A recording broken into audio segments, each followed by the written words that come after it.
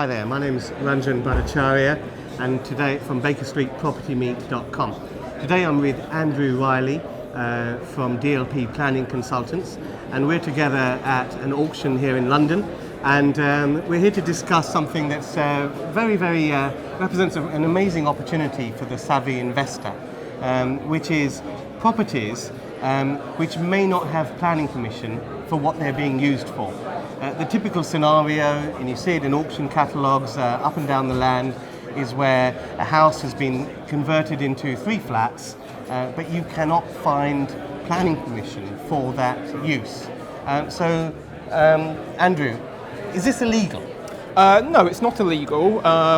The planning regulation sets out that if you change a house into a number of multiple flats, that requires planning permission.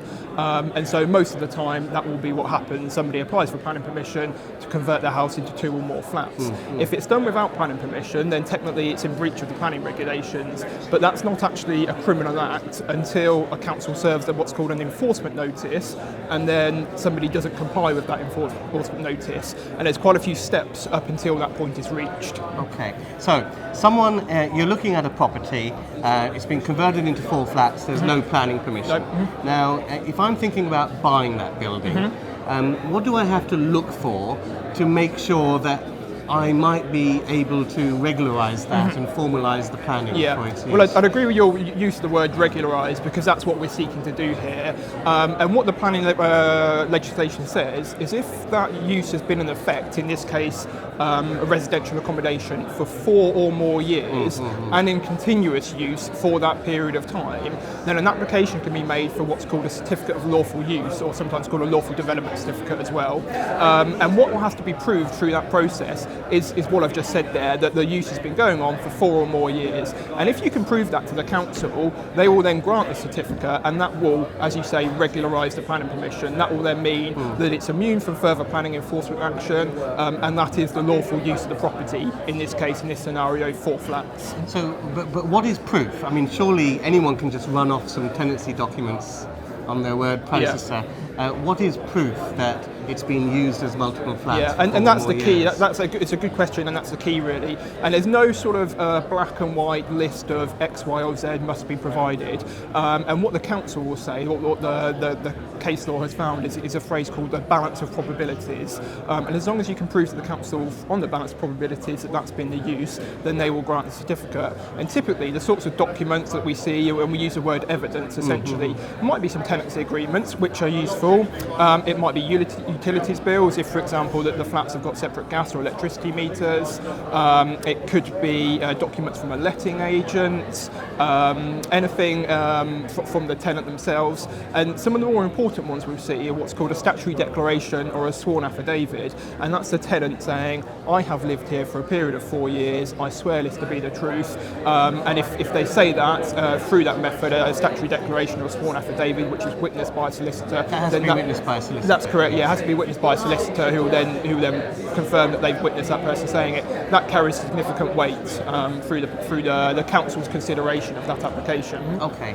And is it true also that you need to demonstrate that it's been continuous use without a break? It does, yeah. And again, case law has sort of found where if you say, for example, we had a break of 3 months where tenants vacated the building and you refurbished it, then generally that wouldn't be considered to be a significant sort of break in the continuous use. If it was, and again, I'm sort of, these figures are very much rough figures, but if it was vacant for sort of a year or 18 months, then a council would say, well, actually that hasn't been in continuous use for this period of 4 or more years, and therefore the date is when the use recommenced, for example, 2 years further down the line. So the key things here is that the use must be for 4 or more years. For residential. There must be documentary evidence. Correct. For commercial is 10 years, is it? The change of use to a non-residential is 10 years. Yes. Yeah. You must have clear documentation, third-party documentation, sworn affidavits, and that kind of thing. Yeah.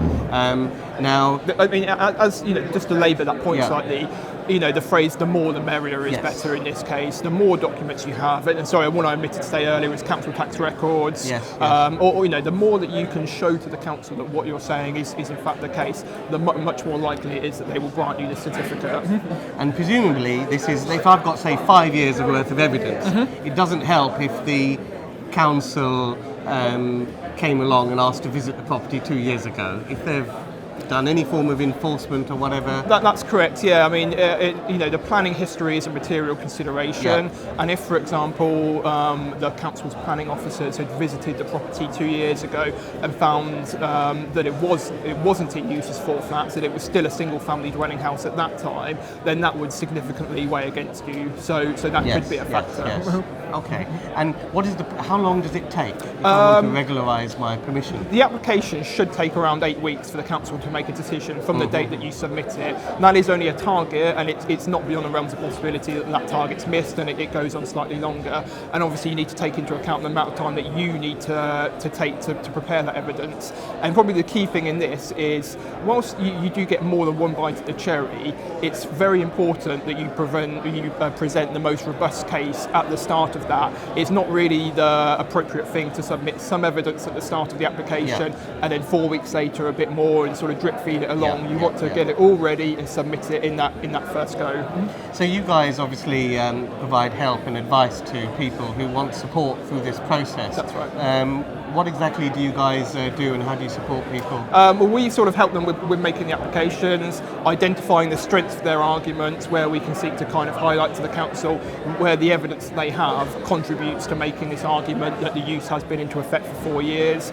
If there are any weaknesses in the argument, for example, if the properties, if there's only a single gas and electricity meter and the properties don't have separate meters, then seeking to kind of minimise the damage that counter evidence might do.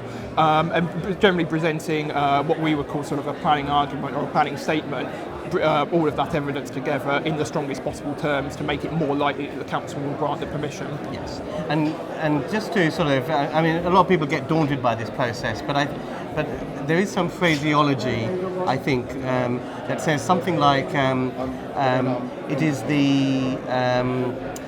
if the council has no contradictory evidence, then they have to accept yours. Is that right? That's right, yeah. I mean, the council ultimately has to make their own assessment, but the process isn't that the council will go seeking this contrary evidence. If it's presented to them, for example, if it's self-evident that there's only the property is only registered as a single property for council tax purposes, then of course the council can take that into account. But it's not the purpose of the application for them to sort of inherently investigate every aspect of it.